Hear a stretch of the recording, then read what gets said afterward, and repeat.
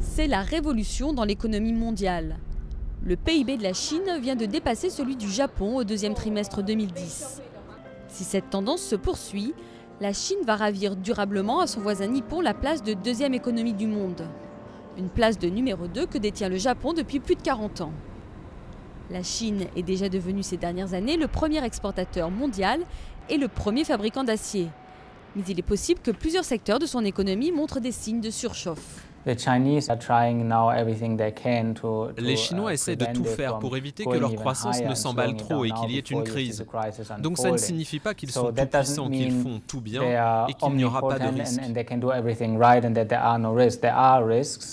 Depuis que les étrangers peuvent investir en Chine il y a une trentaine d'années, le pays a connu une croissance spectaculaire. Une croissance cependant pleine de contradictions. L'économie chinoise dépend largement des exportations et doit à tout prix trouver les moyens de stimuler la demande intérieure. Le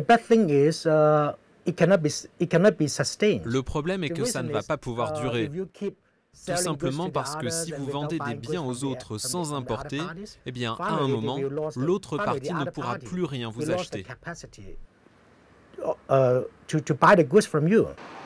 L'économie japonaise dépend aussi largement des exportations, mais avec un yen fort qui rend les produits japonais moins compétitifs, la croissance stagne au pays du soleil levant. Plus 0,4% seulement au deuxième trimestre 2010 en rythme annuel, contre 10,3% pour la Chine.